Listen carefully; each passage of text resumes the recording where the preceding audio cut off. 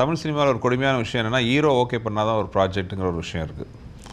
எனக்கு ஒரு ஹீரோகிட்ட போய் கதையை சொல்லி அவர் ஹீரோ சொல்லி தான் அந்த படத்துக்கு நான் டைரக்டர் ஆகணும்னா அப்படி ஒரு படம் தேவையில்லைங்கிறது என்னோடய தாழ்மையான கருத்து. என்னை பொறுத்த நான் ரஜினி சார் கூடயும் ஒர்க் பண்ணும்போது, கமல் சார் கூடயும் ஒர்க் பண்ணும்போது அவங்க ரெண்டு பேரும் என்கிட்ட சொன்ன முதல் வார்த்தை, நம்ம ஒரு படம் பண்ணுறோம்.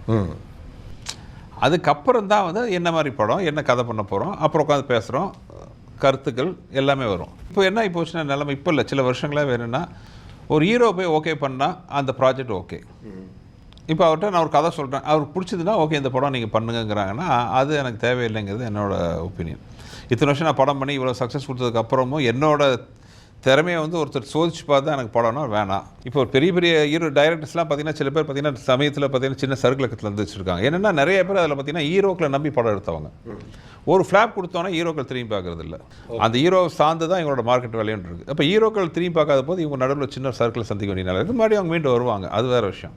இப்போ எனக்கு அந்த நிர்பந்தம் கிடையாது. இப்போ இது ஒரு ப்ரொஃபஷனல் கால் தான். ப்ரொஃபஷனல் கால் இது. ப்ரொஃபஷனல் கால்ங்கிறத சொல்கிறதா இல்லை தன்மானத்துக்கான கால்ங்கிறத சொல்கிறதா? ஏன்னா எல்லா வேர்டும் நானே போட முடியாது.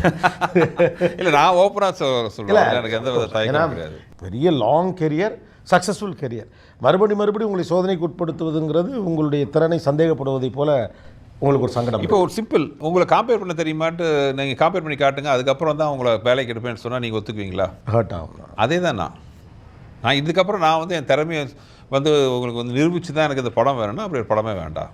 நான் இவர் ஸ்ட்ராங்காக விஷயம் படம் பண்ணுறோம், அவ்வளோதான். அதுக்கப்புறம் ஆனால் அதே ஒரு இன்னொரு சொல்கிறேன், அந்த படத்தோட தயாரிப்பாளருக்கோ அந்த படத்தை சம்மந்தப்பட்ட இன்க்ளூடிங் நடிகர்கள் முதற்கொண்டு நான் பண்ணக்கூடிய விஷயம் அவங்களுக்கு பிடிச்சதாக இருக்கணும். அதுக்கு உழைக்கிறதுக்கு நான் தயார். ஆனால் ஆரம்பத்திலே வந்து நீங்கள் கதை சொன்னால் தான் படம் அப்படிங்கும்போது நான் அதுக்குள்ளே போகிறதில்ல.